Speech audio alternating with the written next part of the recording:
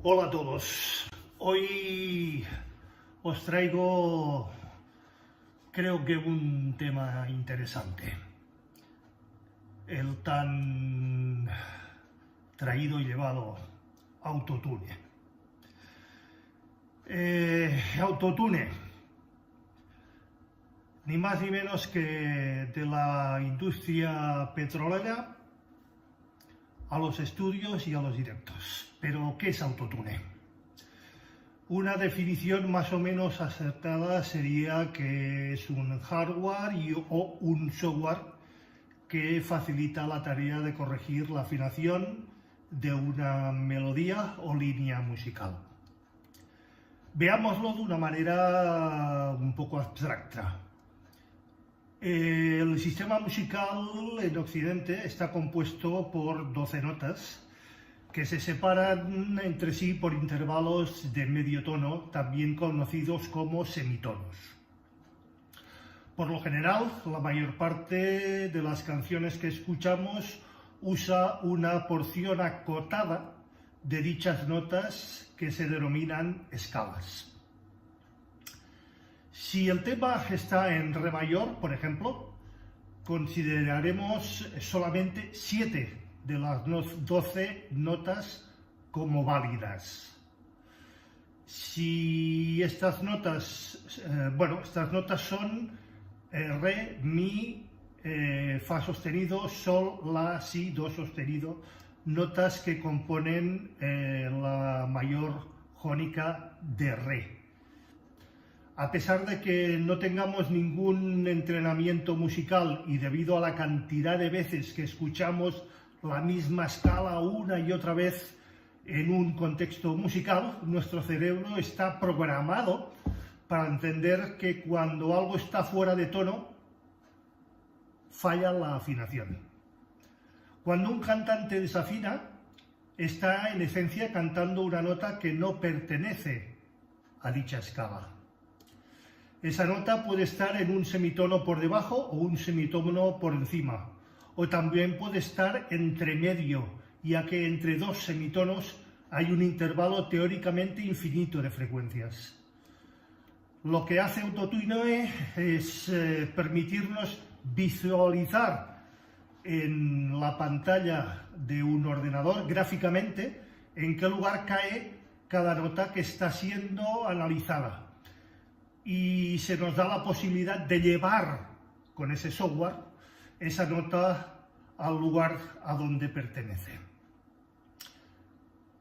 Para entender cómo funciona autotune como un efecto, tenemos que saber que a diferencia de un instrumento, como podría ser el piano, el ser humano no ataca las notas instantáneamente, es decir, no ataca directamente un do cuando tiene que cantar un do, sino que arrastra la nota hasta llegar a ese lugar.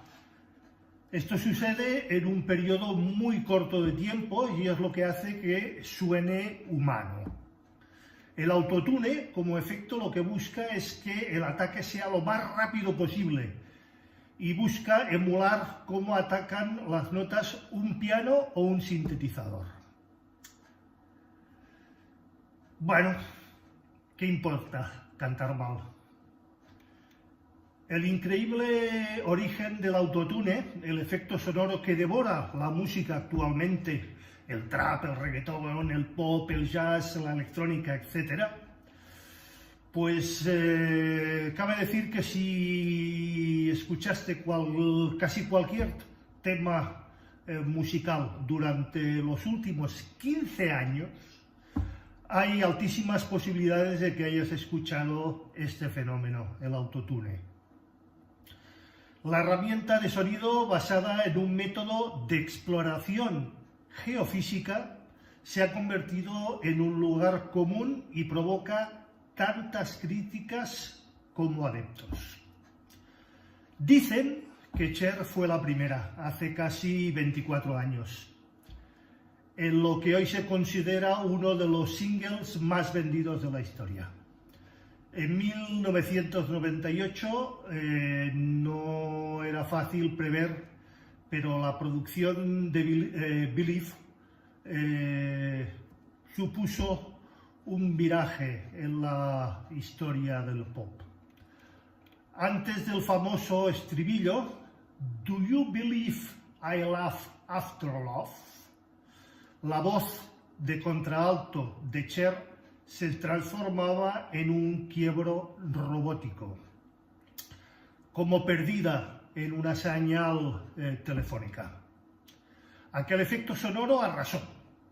Empezó a conocerse como el efecto Cher, y los productores de Believe prefirieron mantener en secreto esa primera vez en que el autotune se aplicaba de forma evidente, tal y como lo conocemos ahora. Cuando Rob Dinks, entonces presidente de la Warner Music en el Reino Unido, escuchó Believe, pidió a los productores que eliminasen ese efecto. Y Cher se negó en redondo. "Por encima de mi cadáver", dijo. Han pasado casi 25 años desde entonces y Autotune se ha convertido en uno de los softwares musicales o plugins más influyentes de la historia. El curso de la música, ya sea una moda arbitraria o una evolución necesaria, lo ha situado en un renacimiento indiscutible. Trap, reggaetón, bebop, jazz, incluso el flamenco. El efecto se ha fundido con la industria, como lo ha hecho con los géneros musicales durante las últimas décadas. Nada menos que desde Madonna, Kanye West, Lady Gaga, Britney Spears, Omar Montes, hasta Rosalía, pasando por Radiohead, Black Eyed Peas, Zetangana o Bad Gyal, lo han convertido en una extensión de sus cuerdas vocales, incluso durante sus conciertos. Esos gorgojeos digitales de la voz que asustaron al ejecutivo de Warner son ahora algo común, algo muy común. La herramienta comenzó a usarse como un corrector del tono en los estudios, para asegurar que ninguna de las notas emitidas por un vocalista estuviera fuera de afinación. Y quizá por ello, durante años, el uso del autotune se planteaba como un maquillaje prácticamente imperceptible, como una tecnología clandestina, como la chapa y pintura en los estudios de grabación. Al menos así es como lo concibió su creador, el geofísico Andy Hildebrand. De los yacimientos del Pretorio al estudio. Las bases de funcionamiento del autotune surgieron en la década de los 70, ya hablamos de hace unos cuantos añitos, cuando un muy joven ingeniero, el mencionado Andy Hildebrand, trabajaba para la petrolera norteamericana Exxon. Su trabajo consistía en desarrollar sistemas que interpretaran la vibración y la reflexión del sonido en las superficies de la Tierra para hallar yacimientos de petróleo. Estaba trabajando en un área de geofísica donde emites sonidos en la superficie de la Tierra o en el océano, escuchas las reverberaciones y a partir de esa información intentas averiguar cuál es la forma del subsuelo. Es como escuchar un relámpago y tratar de averiguar cuál es la forma de las nubes, explicó el ya mencionado ingeniero en Praise Economics, la revista Praise Economics. Aunque Hildebrand siempre había visto y vivido las matemáticas y la física como su gran pasión, tenía otra. La música, era melómano. Cuando dejó Exxon, comenzó a estudiar composición nada más y nada menos que la Sheffield School of Music de la Rice University. Y lo más importante, empezó a experimentar con sintetizadores y muchos instrumentos electrónicos. Durante más de una decena estuvo trasteando con estos elementos.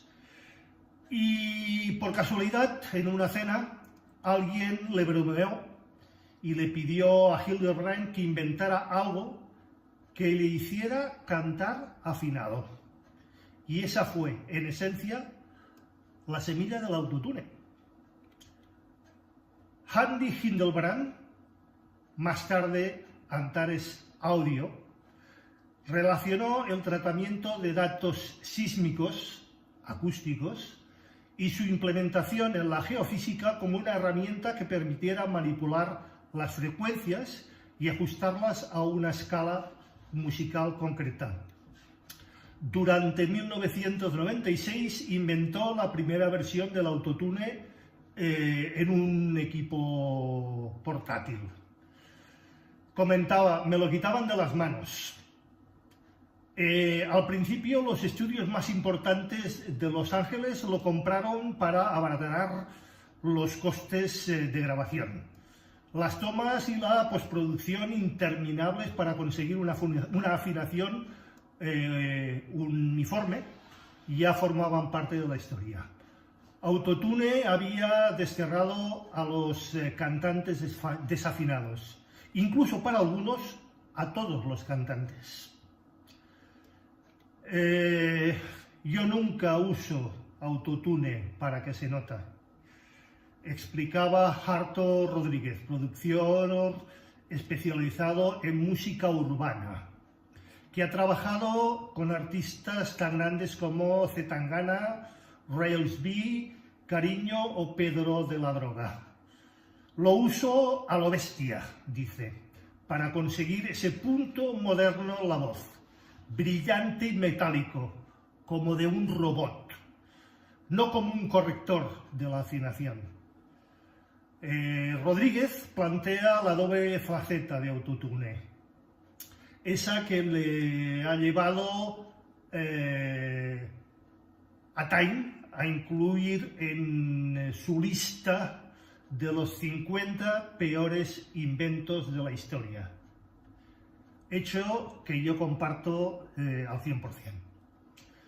Es una tecnología que puede hacer que los malos cantantes suenen bien y los que realmente son malos suelen como robots, según asegura la ya mencionada revista Time, insisto, y que yo comparto.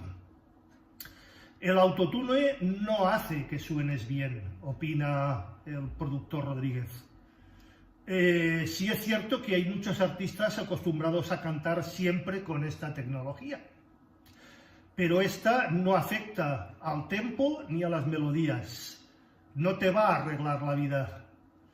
El hardware y más tarde software y o plugin que Heidelberg comercializó a través de su compañía ya mencionado, Antares Audio Technologies, tiene una doble vertiente, o al menos la tuvo.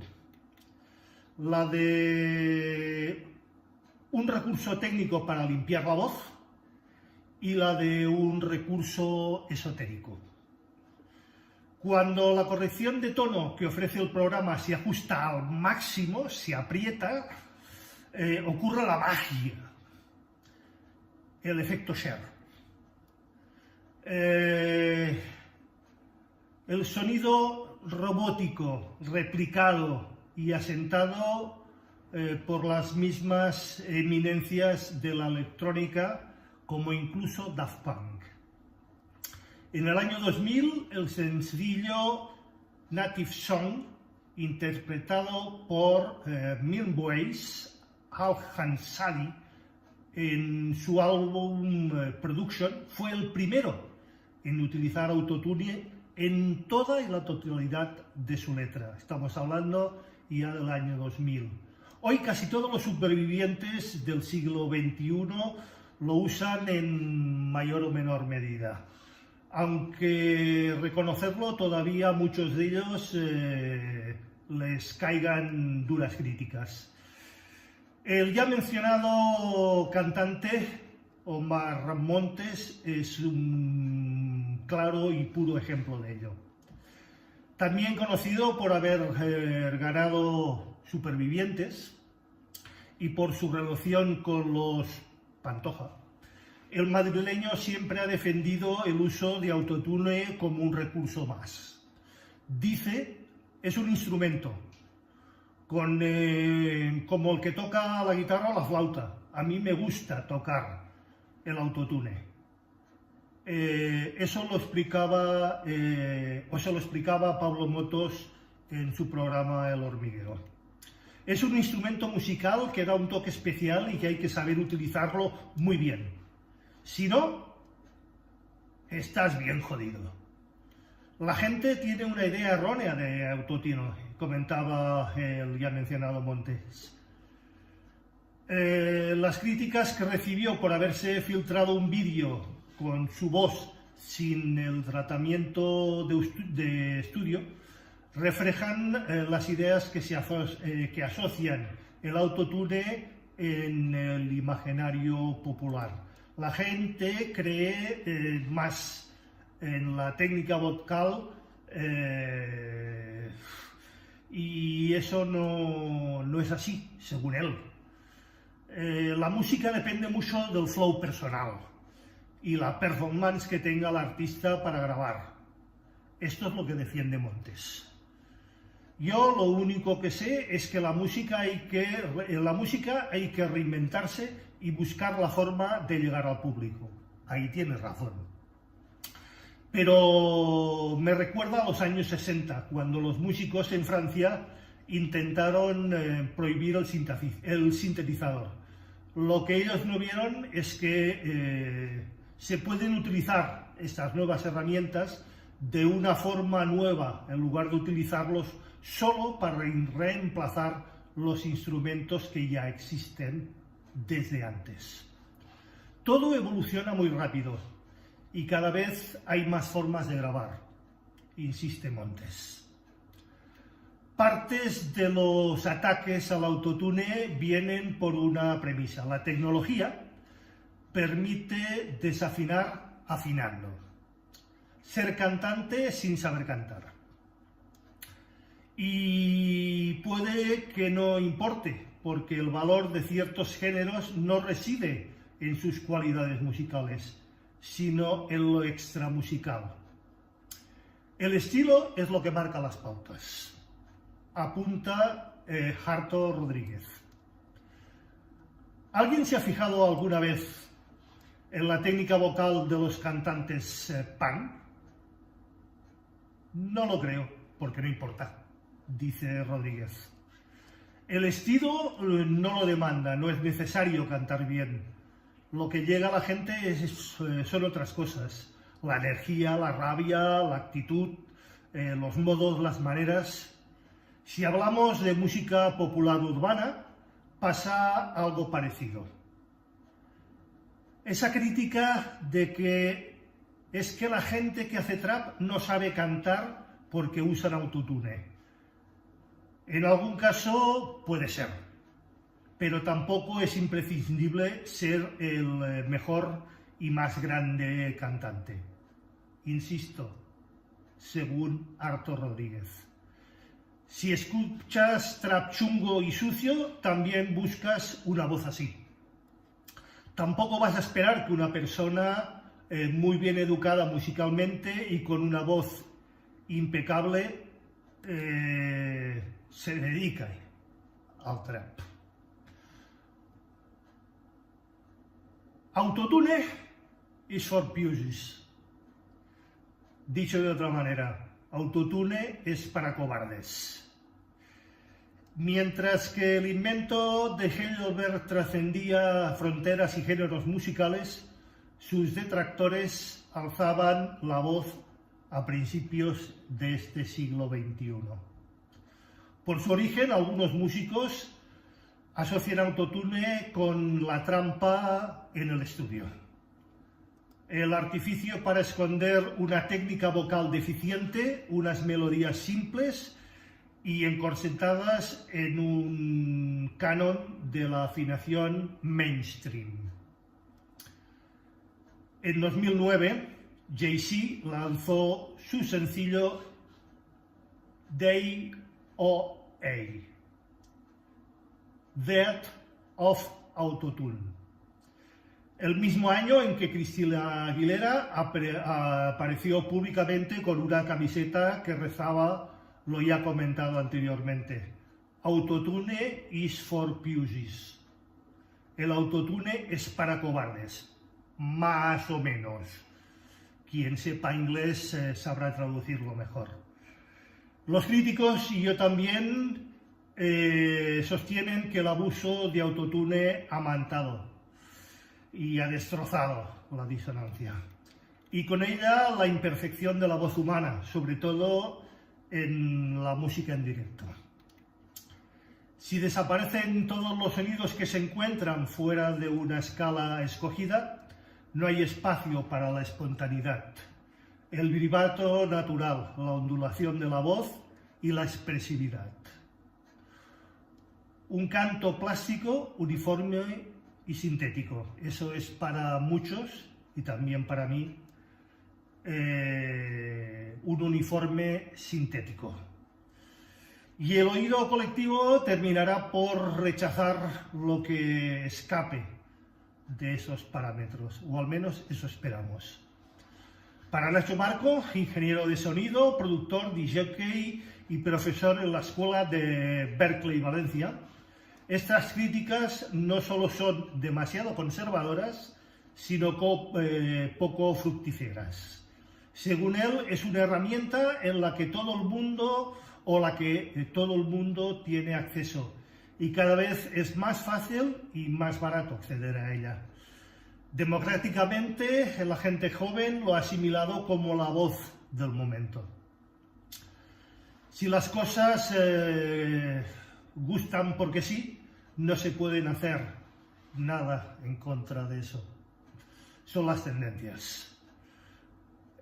Cuando se inventó el theremin, uno de los primeros instrumentos electrónicos, lo primero que hicieron los críticos, o muchos de ellos, fue compararlo con los timbres que ya existían, es decir, el violín, la viola, la voz humana.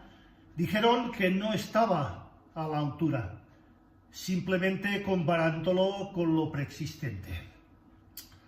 Pero su creador había generado un sonido completamente nuevo, que además supuso la semilla de los sintetizadores. Primero los analógicos y mucho más tarde los digitales. Visto hoy, es evidente que esas críticas iban contra los tiempos. Cuenta el mencionado señor Marco. El autotune no va a hacer que desaparezcan los vocalistas, ni mucho menos. En mi último trabajo, dice él, por ejemplo, no lo hemos empleado. El autotune no va a hacer que desaparezcan los vocalistas, ni mucho menos. Tanto Arto Rodríguez como Nacho Marco coinciden en una observación. La evolución de la música, o de las músicas, está condicionado siempre por los avances tecnológicos. Cuando nació el rock, básicamente se electrificaron las guitarras, apunta Rodríguez. Durante el barroco, siglos antes de que se inventara el piano moderno, los instrumentos de teclado no permitían generar cambios en el volumen. En el clavicordio no existía el piano ni el forte. La intensidad de su sonido era constante, y de ahí el nombre con que se bautizó mucho después el nuevo instrumento, piano o pianoforte. La innovación tecnológica permitió que los compositores del renacentismo experimentasen con el volumen, el timbre y las agrupaciones musicales.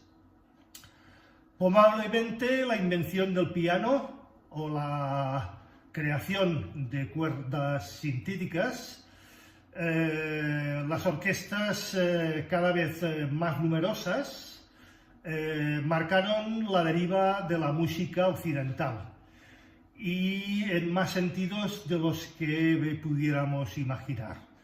Creo que es más que obvio. De forma análoga, la irrupción de la electrónica y el tratamiento digital del sonido dio paso a una nueva y revolucionaria concepción de la música. Eso es evidente. Como lo hizo Hildebrand al comercializar su invento hace casi ya 30 años. Si Autotune ha provocado la desafinación, o ha provocado que la desafinación deje de ser un obstáculo, que la técnica de los vocalistas sea prescindible, esto es inevitable. ¿Qué significa hoy ser un buen cantante? ¿Y un buen músico? ¿Quién sabe si me atrevería con el reggaetón? Lo haría como nadie, observaba la cantante, compositora Marta Medina. Silvia Estrada, la pólvora que llega de México, dijo: la música urbana es desoladora. Paula Coroto dijo: no sabemos cuál será la canción del verano, pero será reggaetón cultural. Vaya por Dios. Dado que la inteligencia artificial está ya en condiciones incluso de componer música, lo del autotune se va a quedar en una pequeña y minucia anecdotaria. Lo malo no es la herramienta, es el uso que se haga de ella. Trampas, parches, engaños, siempre lo ha habido y lo sabrá. ¿Qué os creéis? Muchos grupos de los años 60 y 70 del siglo pasado nunca grabaron ellos mismos sus canciones. Hay claros y grandes ejemplos. Lo hacían por ellos músicos especializados de estudio o de sesión. Al final es la misma pregunta, la pregunta de siempre. ¿Qué es arte? ¿Qué es arte? Si el autotune solo fuera el problema, si el autotune fuera solo el problema. La industria musical siempre quiso tener un producto que pudiera controlar. A lo que tiene, pues fuera de los músicos de verdad, y listo, problema resuelto. El que proporcionaba a Jimi Hendrix sus ayudas para el sonido característico que le definía de los críticos, o lo defendía de los críticos diciendo que él suministraba esos mismos efectos a muchos otros músicos, pero que solo Hendrix conseguía esos resultados. Bueno, también es verdad. Para muchos y para mí el autotune es a la música lo que el Photoshop a la fotografía, o al menos en sus comienzos. Luego se convirtió en una especie de Videoshop, porque retoca incluso al cantante en directo. Hay quien ve como parte de la cultura que hacemos creando, donde la falsedad lo posee y lo acapara todo, y es la premisa que prevale. Me recuerda una entrevista de hace unos años a un famoso, donde contaba que su padre tenía una granja lechera y que este se arruinó porque se negó a añadir agua a la leche. Y cada vez menos gente se la compraba, porque sabía demasiado intensa comparado con las que se podían comprar envasadas en los supermercados. No es problema del uso, es problema del sobreabuso. En el intermedio, el Gran Wyoming y su gente usan autotune para crear melodías de audio de las noticias más importantes del día o acontecidas durante la semana. Manipulan digitalmente grabaciones de voz de políticos, sobre todo, y otros personajes públicos o personajillos, para crear una melodía haciendo que parezca que estas personas cantan. Creo que lo habréis visto a los que sigáis ese programa y al Gran Wyoming. El debate está abierto. El debate sería sobre si es ético o no el uso del autotune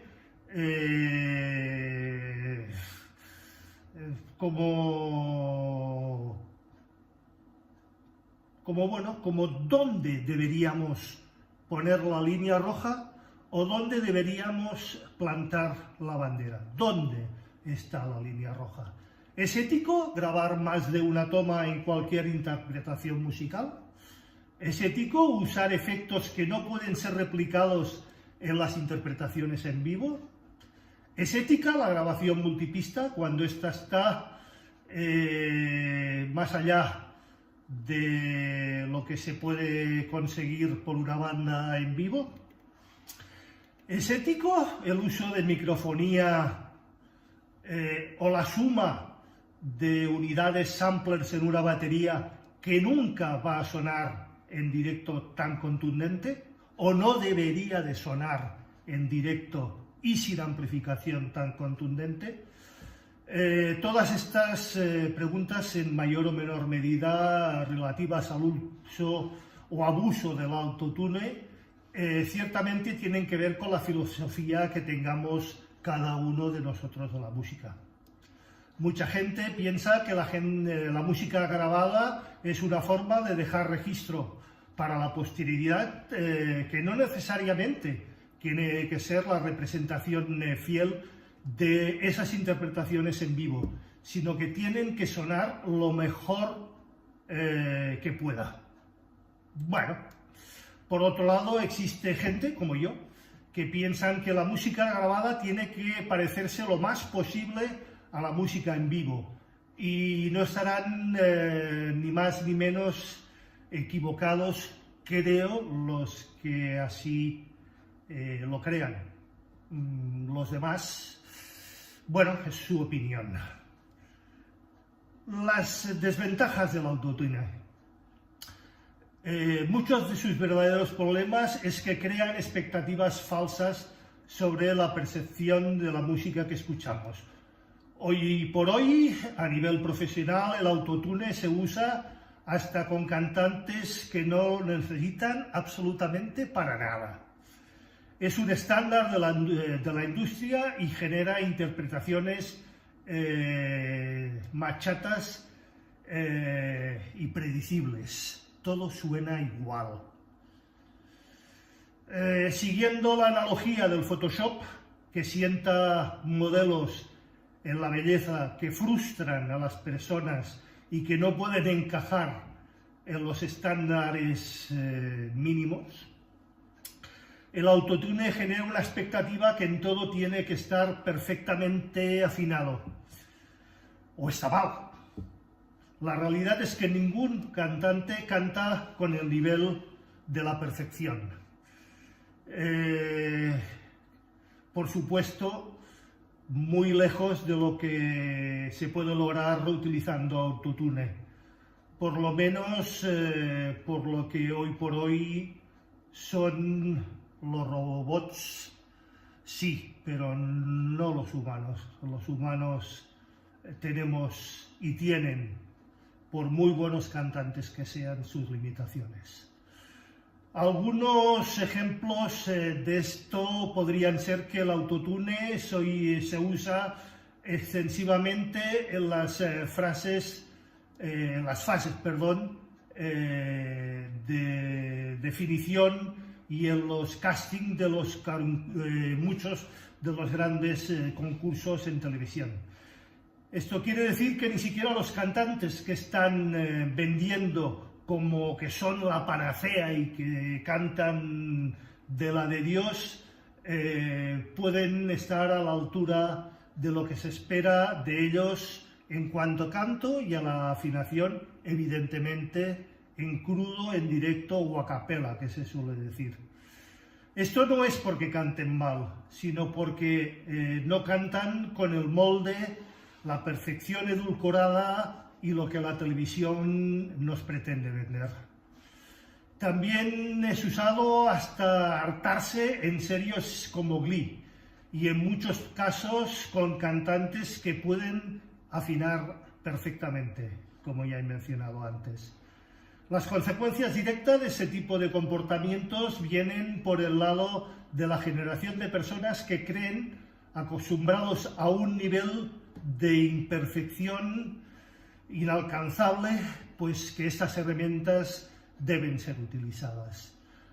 No saben que la música la hacen los humanos, la hacemos los humanos, y que la magia no está en la perfección, sino en las emociones que esta música sea capaz de transmitirnos. Imaginad un mundo donde afinamos a los Beatles, a los Rollins, a los Who, o editamos hasta hartarnos a Bob Dylan. Mal, mal. Imaginad el primer disco de Black Sabbath con todas las notas perfectas y todas y cada una en su lugar. Horrible. Les quitaría toda la vida y toda la expresividad. Bueno, las ventajas del autotune. A pesar de lo ya nombrado, existen algunas cosas positivas en el uso de esta herramienta. Como herramienta para los compositores, a estos les permite composiciones de voces aceptables para presentar como maquetas lo más perfectas posibles. En este caso no pretenden engañar a nadie, sino que quieren que sus maquetas, sus canciones, sus composiciones sean lo más presentables posibles. También para conseguir tomas lo más rápido. Esto implica un menor tiempo en el estudio para el artista, menos costes. Hablamos de gente que puede cantar bien, pero que le cuesta sacarse los nervios de encima, o incluso les cuesta por estos nervios cantar afinado y ser expresivo y a la vez honesto al mismo tiempo.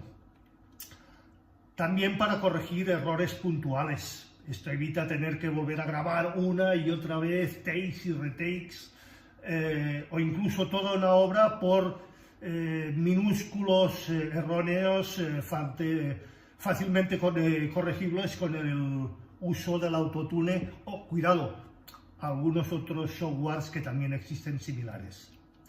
En conclusión, el autotune es sin duda una herramienta que llegó para quedarse.